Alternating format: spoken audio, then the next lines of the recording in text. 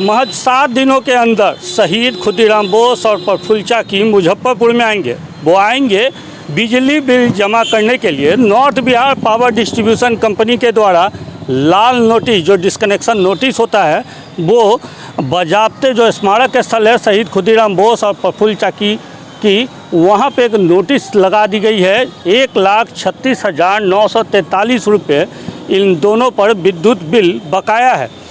अगर ये लोग 7 दिनों के अंदर अपनी इस बिल का भुगतान नहीं करते हैं तो उनकी लाइन जो है बिजली काट दी जाएगी और उसके बाद रिकनेक्शन का चार्ज भी इनसे लिया जाएगा। विद्युत आपूर्ति अवर प्रमंडल MIT शाखा सहायक विद्युत अभियंता के द्वारा जारी ये नोटिस अपने आप में बहुत कुछ कहती है। देखिए, मुजफ्फरपुर का ये खुदीराम बोस और प्रफुल्ल चाकी का वही स्थल है जहाँ से उन्होंने किंग्सफोर्ड की बग्घी पर बम फेंका था।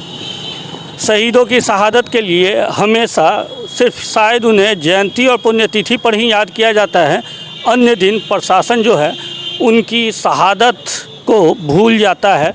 ये हम नहीं कर रहे हैं, north Bihar power distribution company कर रही है, जिसने इन दोनों महान सपूतों के लिए बिजली बिल बकाए होने का नोटिस जारी किया है।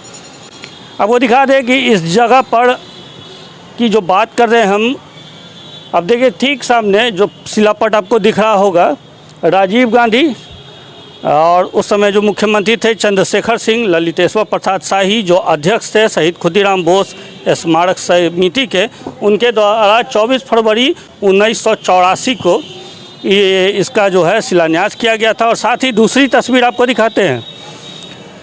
देखिए, नीतीश कुमार के द्वारा 12 दिसंबर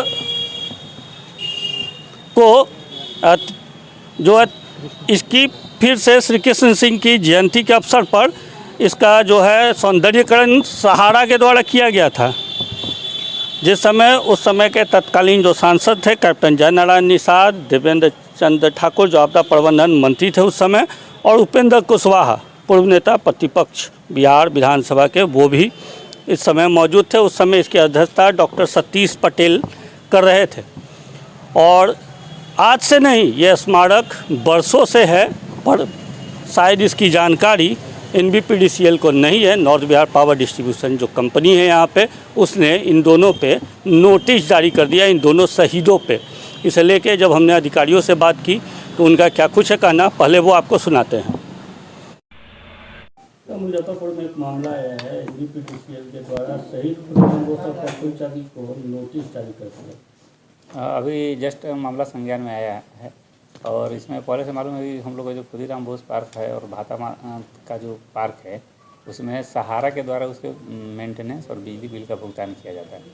क्योंकि कंप्यूटर जनरेटेड या सॉफ्टवेयर बेस्ड होता है जनरेशन, इसमें उनका नाम आ गया है। इसको हम लोग एक्जीक्यूटिव इंजीनियर बिजली के माध्यम से जांच करके आपसे कार्रवाई करेंगे। शहीद खुदीराम बोस के स्मारक पर नोटिस चिपकाया गया। देखिए, अब तो बिहार सरकार ही निरंकुश है। सरकार की जब इकबाल ख़त्म हो जाता है तो सारा मामला ध्वस्त हो जाता है। अब आप देखिए, शहीद हैं, शहीद है खुदीराम जी के शहादत को पूरी दुनिया लोहा मानती है।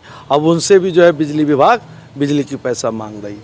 यह क्या दर्शाता है कि सरकार नाम की कोई चीज़ नहीं रह गई। जंगल राज 2 शुरू हो गया है।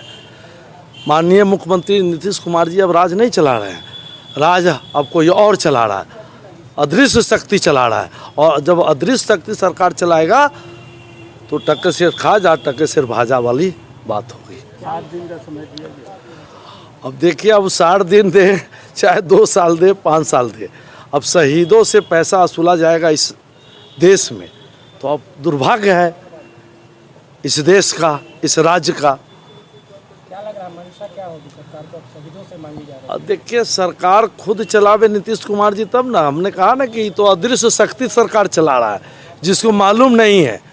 अब आप देख रहे हैं ना, अभी 20 लाख की रंगदारी मांगा गया आपको चांदनी चौक के एक व्यापारी से, संजीव जी से।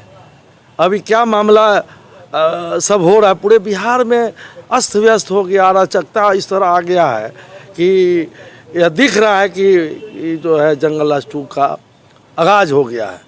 कोई भी जनता सुरक्षित नहीं है। शहीद जब सुरक्षित नहीं है तो हम लोग क्या सुरक्षित रहेंगे।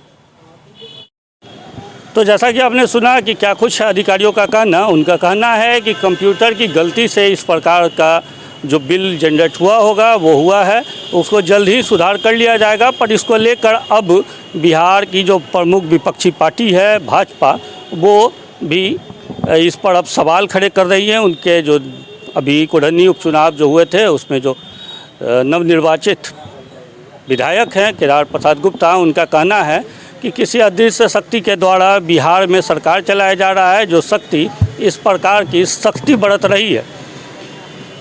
मुजफ्फरपुर से एनबीटी के लिए मैं संदीप कुमार।